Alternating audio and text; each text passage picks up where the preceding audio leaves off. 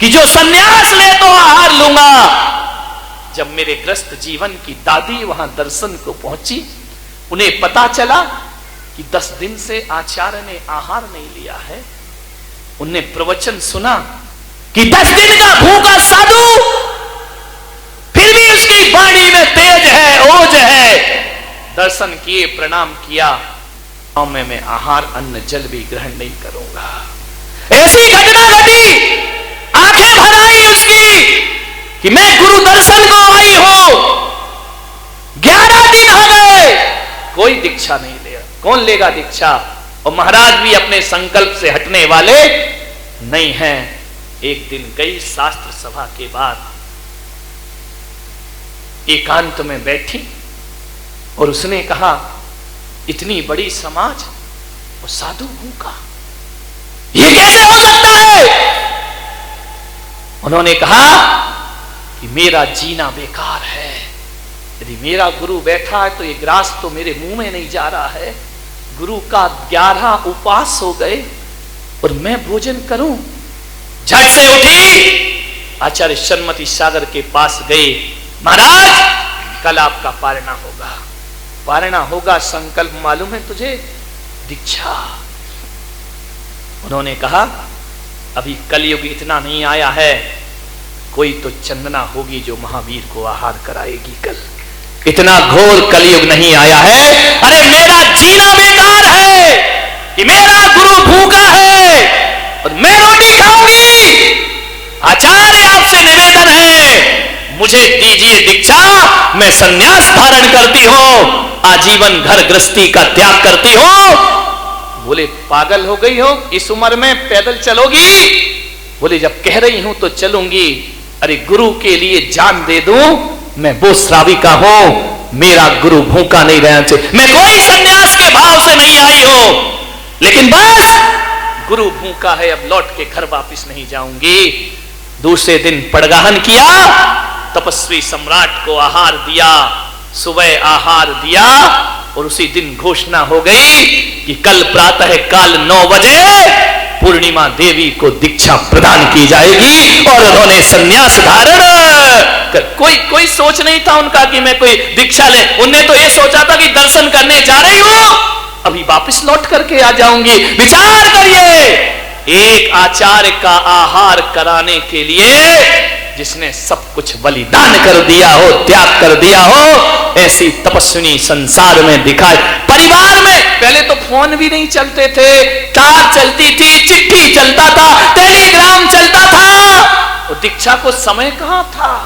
आज आहार, कल दीक्षा, कोई साधना नहीं।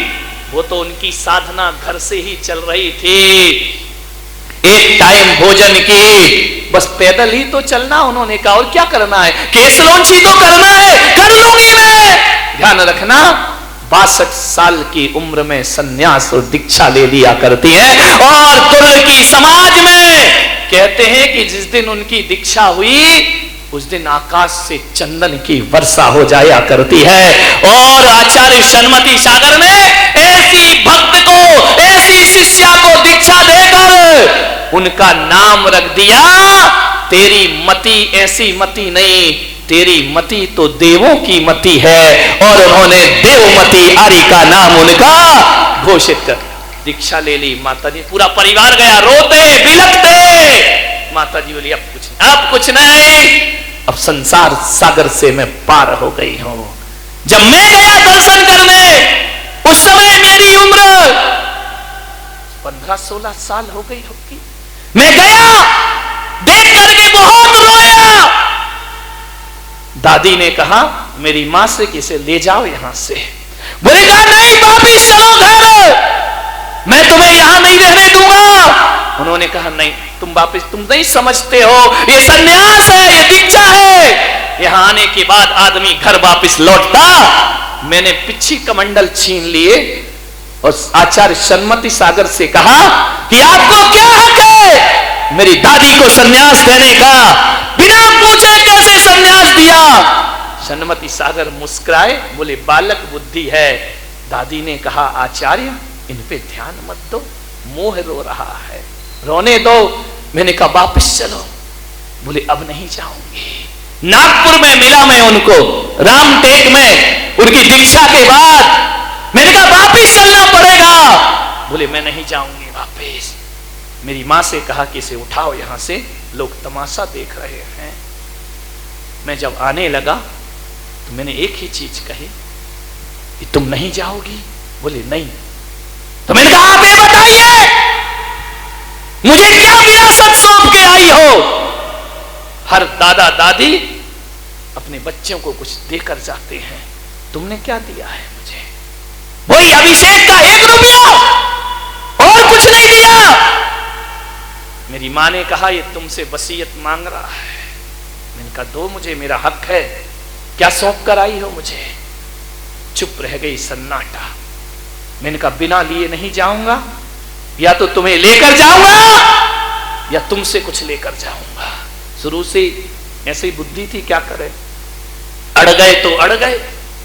मैंने कहा नहीं, मुझे कुछ दीजिए। आचार्य सन्मति सागर ने कहा दो इसे कुछ। मेरी मां समझी कि अभी महाराज लोग क्या देंगे, नियम पकड़ा देंगे कि नियम ले लो और चले जाओ। उस समय ना जाने कैसी उनकी सोच चिंतन था। मैं तो सोच सोच कर आज हैरान होता हूं कि एक अनपढ़ आदमी इतनी गहरी सोच रख सकता है। उसने कुछ नहीं किया। बोले तुझे वसीयत चाहिए? तुझे चाहिए कि मेरी दादी ने मुझे क्या दिया है? उन्होंने अपनी पिच्छी उठाई और एक पंख तोड़ा उसका। ले मेरी विरासत, ले मेरी वसीयत। एक सन्यासिनी इससे ज्यादा कुछ नहीं दे सकती है। और एक पंख तुझे दे रही हूं, ध्यान रखना, एक पंख दे रही हूं बस। और जानता है तू जिस हक से मुझसे अपनी विरासत मांग रहा है, मैं भी तुझसे अपेक्षा रखती हूं इस एक पंख को 1000 पंख बनाना। इस एक पंख को 1000 पंख में परिवर्तित करना।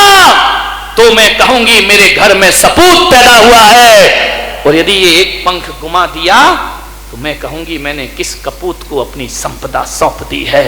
जा बेटा, सपूत बनना। मैं समझा नहीं ये क्या कह रही है, लेकिन अब समझ में आता है वो एक पंच मुझे 1000 पंख की पिच्छी पकड़ा रहा था कि जा सन्यास की विरासत ले। एक सन्यासी इसके अलावा और क्या वसीयत देगा अपने बच्चों को? उन्होंने वह एक पंख दिया और ना जाने उस समय मेरी समझ में कुछ ना आया, और वो पंख ले जाके मैंने अपनी किताब में रख दिया। मेरे मन में ये आया, पहले यही होता था मोर पंख रखो तो विद्या आती है, ज्ञान आता है। और जब तक मैं पढ़ते रहा वो पंख मेरे पास हमेशा रहा। और आज कहता हूं वाहरी अनपढ़ सरस्वती, तूने मुझे आचरण की संपदा प्रदान कर दी। तूने मुझे वो ज्ञान दिया कि आज मैं बारामती के इस पंडाल में बैठकर लोगों को धर्म का उपदेश प्रदान कर रहा हूं। ध्यान रखिए, वो विरासत दी उन्होंने मुझे, वो वसीयत दी उन्होंने मुझे कि इसे संभालो, इसमें वृद्धि करो। मैंने भी नहीं सोचा था कि मैं कभी मुनि बनूंगा।